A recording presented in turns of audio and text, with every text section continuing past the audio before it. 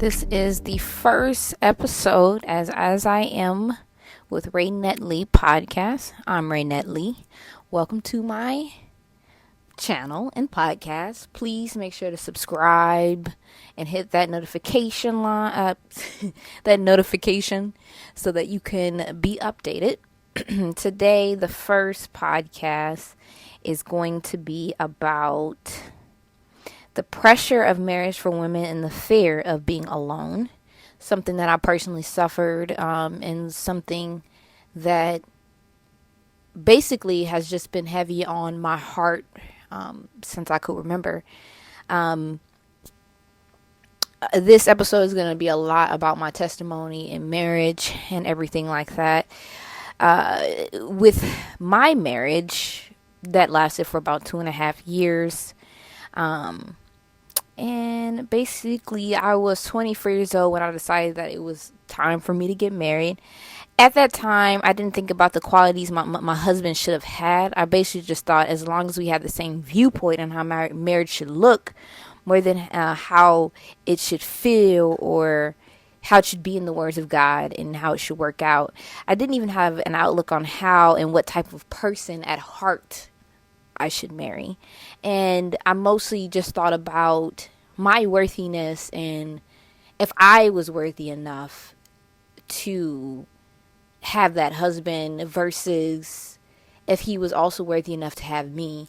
Basically, I made everything about the person I would marry and what I do for them instead of, and kind of what they would do for me, but in a sense, just not being alone anymore. I was just so tired of being alone, even though I was only 24. And, sometimes at the ages that you are, you think you're older than you really are. And now at 32, which is 8 years later, I'm just like, girl, I literally was so young and still am young.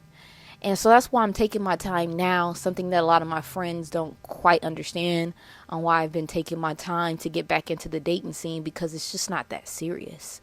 I mean, I personally plan on living 3 times. No. Yeah, about 3 times my age now. So 30 plus 30 plus 30, 90. You know what I mean? I plan on living for a long time. So even if it took me till I was 50, 60, even 70 to find the person that I'm supposed to be with, I'd rather do that now than settle for anybody just to be married. And that's kind of what this particular episode about is, how we as women are just trying to find someone to get married to so quick, to feel whole, to have children, to do all these things, and it just leads to so much more destruction and so much more just a lot more generational curses, because we're rushing the process instead of trusting God's process for us. Because a lot of times it's not even about just marrying the right person, it's about being the right person. Just developing yourself, and that is the process that God tries to put us through, but we want to rush it and we want to choose for ourselves and make something work because we're lonely, so basically, kind of my testimony. So when an ex of mine came back into my life and asked me to marry him, and at the time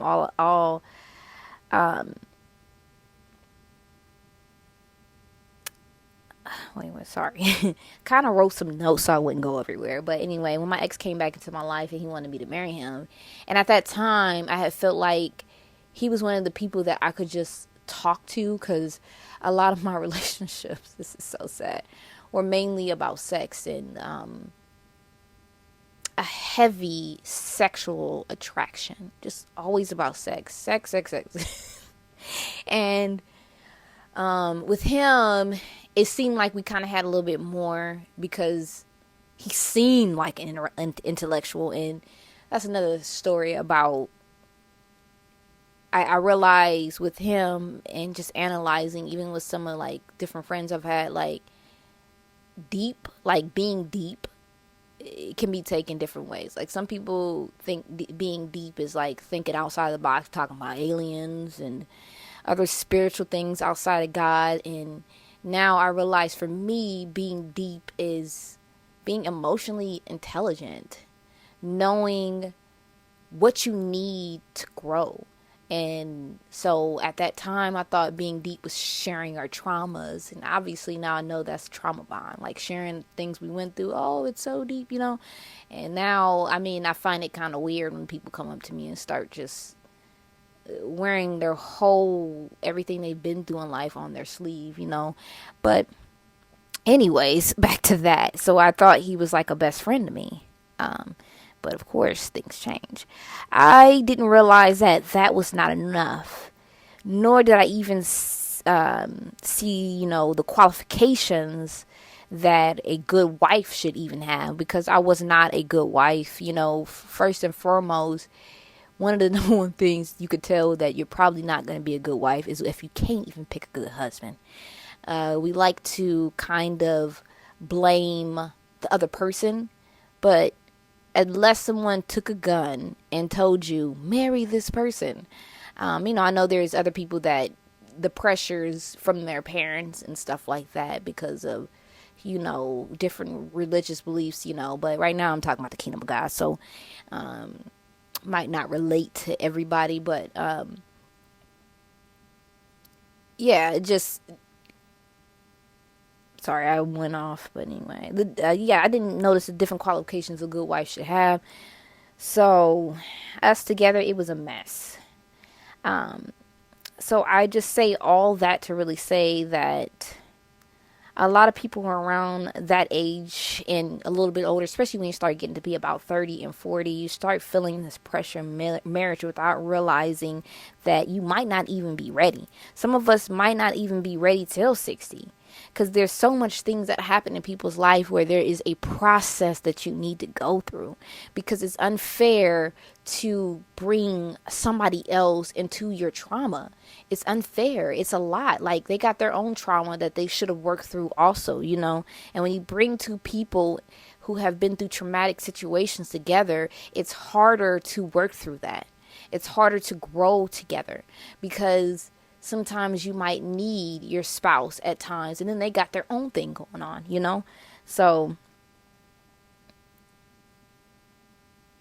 and with that, you know, with that pressure on being married, you just might not even have the right qualifications to even have a husband, you know. um, and those qualifications are more than just being financially ready. Financially, that's great. And I notice a lot of people end up just sticking together because they somehow do good financially, but they're unhappy. And then they think that that means that nobody in this world has a good marriage or has anything good. And that's just not true. And being that you have to live with this person for the rest of your life, um, it's, you know, it really does ever never works out, which is why there ends up being ugly financial battles at the end of the day. Another point that I wanted to make is how a lot of times, especially now, you be on Facebook, you be on Instagram, TikTok, all of that, and you just scrolling, you see the beautiful engagements, you see the beautiful weddings, so you just are like, I want that, I want that, I want that. But baby, that only lasts for a second. It literally only lasts for a second. Like my wedding day, I had planned it, and then it lasted literally for a second. And a lot of it didn't even go as planned because, you know, other people in the situation, some people want to be a little bit a ruiner of the day. Like they want to ruin the day. But it only lasts for a second, to be honest, and it's over. And we spent so much time and more time planning for the wedding than planning for the actual marriage that it doesn't even work out because we were too busy trying to have the moment instead of realizing that we needed to actually be more worried about the marriage, you know.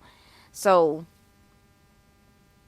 with that being said, it just made me realize, you know, how much pressure society puts on us, how much pressure everybody puts on us about wanting to be married, wanting to have a happily ever after, which is really false, because there's just so much more that goes into marriage than just having that day, you know?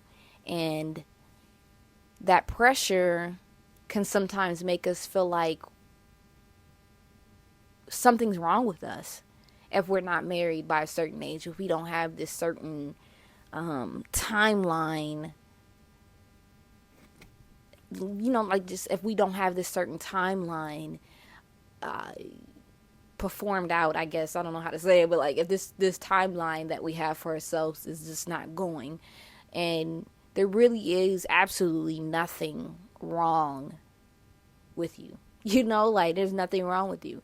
It just may not be you may not be ready. You may be financially ready, and you may think that you're emotionally ready, but until you're actually in that situation, you really won't know. And it might be God still working and pruning you, because as much as we want somebody to just accept everything about us, the truth is that there's a lot more that you need to work on. Because would you really want to accept somebody who is always angry, always got an attitude, always combative, or doesn't know when it's time to choose a battle? So you're arguing about silly stuff like what restaurants you want to pick out. Oh, you just nothing is really going on in a relationship but that. So now that's what you decide to make a big deal about. You know what I mean? And somebody who doesn't know how to just be peaceful in a peaceful situation. One of the things that I realized, even being around some of the friends that I have, and this is not to throw anybody under the bus, is that sometimes we've been in such chaotic situations in our life that we're so used to drama. So then when we don't have drama, it's boring. We're bored, and we're like, oh, he's boring, he's boring. And what it is that's healthy. You know what I mean? Like, all that drama, all that is adrenaline rush, making you feel like there's excitement. He's always cheating on you. Excitement. He's always flirting with other people. Excitement. He just seems untouchable in some way, like maybe emotionally. Excitement. And then when you have someone who's willing to give you everything, now you're bored because you didn't work on yourself. You didn't take a solitude period, you know what I mean, to work on you. Instead you just kept dating and kept dating and kept dating, instead of taking that solitude period to like really realize, the solitude period will teach you how much peace there is in boredom. So much peace in boredom. So much peace and boredom. That's what I'm realizing now. Like, I've started to, after 30, well, no, actually it's probably been after my marriage, really, but there was moments where I was just doing too much and trying to get out of boredom. But then I realized, moments away from not hanging out with my friends, like months in between of 3+ months of just not hanging out with the people that I usually hang out with, I realized that I felt peace, so much peace. And I realized that there's nothing wrong with me feeling bored sometimes, okay? And at peace of not doing anything, because in marriage you need that sometimes. I mean, especially if you want to have like kids and stuff. Like, there's moments where you don't need the tussle and bustle of every day. You know what I mean? You just need a peaceful moment to yourself. And I guess because I'm both extroverted and introverted, like I'm pretty much both equally, sometimes I do need that moments with other people, but for the most part I think I've gotten a lot more introverted with age, because the amount of peace I feel just being by myself, it's just awesome. So I hope the person that is like for me will be okay with being by themselves sometimes too, and then coming together and having those moments where we have our deep moments and loving moments together. But yeah, but anyway, going back to healthiness being kind of boring. Like, healthy is kind of boring. Like all that drama, all that chaos. I don't know if you guys know this, but that can cause health issues. Your mind, your body, your soul, all of that is connected. So, like, when your mind is going through turmoil, that trickles down to your heart, right?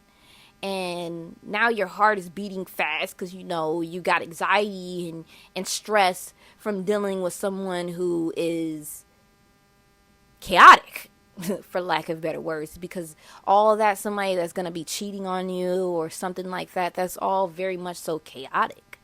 It's not peaceful, and so now you're gonna have heart issues. You could be eating right, but you could be eating right and working out, but somebody's stressing you out, that's still gonna cause you to be unhealthy with heart issues and even stomach issues, because anxiety, like, I don't know about you, but when I get anxiety, it affects my stomach. And what I realize with my marriage is that I got anxiety even worse than before, because dealing with certain friendships gave me anxiety too. But when I got married, that was like the worst anxiety I've ever had, and I couldn't eat.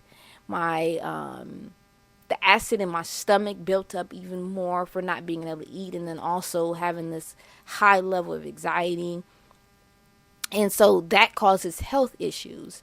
And then let's trickle down to now your emotions that go into your soul. And so now your emotions are all over the place, and you have certain signs of PTSD, like from dealing with somebody who you can't trust. So those kind of things or whatever, are not good for you, even though you think you need them because you're used to a chaotic life, maybe from childhood or anything like that. Reality, you need boring and peace, and it just goes back to, that's why you're not ready. Because if you get with somebody who is boring to you, now you're going out and you're creating a drama. Maybe you're starting stupid arguments. Now you got him stressed the heck out. Maybe you're cheating, and now you got him stressed out from you cheating. And now you're saying that, oh, men ain't stuff, but here you are being the culprit, and because you're not so content within you before you even tried to go out and find somebody. And the pressure of marriage makes women feel like they're already ready right away. And you're probably not, because if you've never sat with yourself, not having someone you can have sex with, not having somebody who you could just call to keep you comfort, and you just didn't sit with yourself for a while, you're probably not ready. Because you're going to be bringing everything in all that energy from other people. You're going to be bringing that in to something that you should have started with a clean slate from. Both of you should have started with a clean slate. So a lot of times we think that it's time for us to get married just by age, but you probably aren't just ready. So you didn't try to create a relationship that God already told you weren't ready for. That's why he didn't send you your husband. That's why he didn't present you in front of your husband so he could say, that's my wife, yet, because you're not ready. I just say all that to say that with the pressures of marriage, don't pressure yourself, man. Let God put you through the process, because ultimately, if you pressure yourself and have this full list, you'll be bringing children into this world where you're unhappy and you're not able to provide them any emotional support. And that's kind of what I'm going through right now. Like, it's hard for me to provide my baby with the emotional support she needs, because I'm still trying to heal from so much stuff. And it makes me feel so bad that I rushed my process and chose everything on my own instead of waiting on God to tell me, yes, I'm giving you the peace in your heart to marry this person, because there was no peace in it. I was having anxiety, all of it, and I just ignored it. And I just said, God, I'm ready to have it now. And instead of just waiting for it and trusting God with the process on healing me before I even had somebody, because I was empty. I shouldn't have been looking for a husband. I was so empty. And I'm not really regretting it anymore, even though I was, and sometimes I do at moments, but I realized that it could have been worse. I could have had someone beating on me, doing all this stuff, but it just wasn't the right one for me. There was so much emotional stuff that went on, uh, that could have been avoided, because it wasn't like I was doing good, but at the same time, I almost felt like I just never trusted God at all. so it's one of the reasons why I ended up choosing him anyway, because I just never trusted God whatsoever, because I just felt like he was going to leave me. And I never would find someone, because I just was never good enough for somebody. But now I just want to stress how important it is to take your time and not choose someone based on the time, based on, I'm just ready to have this fairy tale such and such, because then you're going to go around like, oh, marriage is overrated, and it's because your marriage is overrated because you did not wait on God to choose the right person, nor did you allow God to make you the right person. There's a two process. There's making you the right person, then there's presenting that right person to you. And for men, there's making you the right person, and well, I should say for women, there's making you the right person, and then there's presenting you to the right person. And for men, there's making you the right person and presenting that person in front of you, so you know, hey, that's my wife, you know. And we just need to really trust the process. There is no time, and this whole time period is so much from the enemy, because the way that God moves, it can be so quickly. You can meet your husband in 1 month and be married quickly, and it actually works even better than being with someone and forcing it. Oh, I think we should get married because we've been together for 5 years. And in reality, you should have been probably single for that 5 years. And you knew that, but you just didn't want to be alone. But, oh God, I'm losing my track of mind. So that's how you know I'm really over here just going in, because I forgot what I was going to say, but it was really important. But the reality is, I think that the pressure that we put on marriage is from the enemy, so that the construct of marriage can seem overrated when it's not. It's beautiful when it's beautiful. You know what I mean? Having two selfless people come together and providing the wholeness that they've already gotten from being with themselves can be beautiful, because then you then go and create whole children versus broken children. And when you are broken and you feel like you need someone, more than likely you're going to create more broken children, generations of brokenness. And I think that's what the enemy wants, more brokenness, no whole people. No whole people.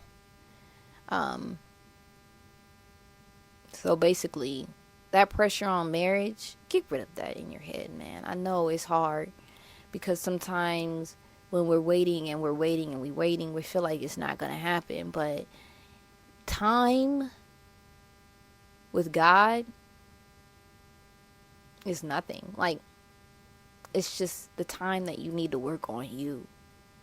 And stop thinking that it's something that's owed to you as well. It's just something that's just going to come, I feel. But yeah, I guess that's pretty much all I have to say about the pressure on marriage. This was the first episode as I Am with RaenetteLee. Thank you guys so much for listening. Yeah. Please subscribe to my podcast on my YouTube. You can go ahead and follow me on Instagram. And that is, let's see what my Instagram is, as I am with RaenetteLee. Yep. And Raenette, RaenetteLee.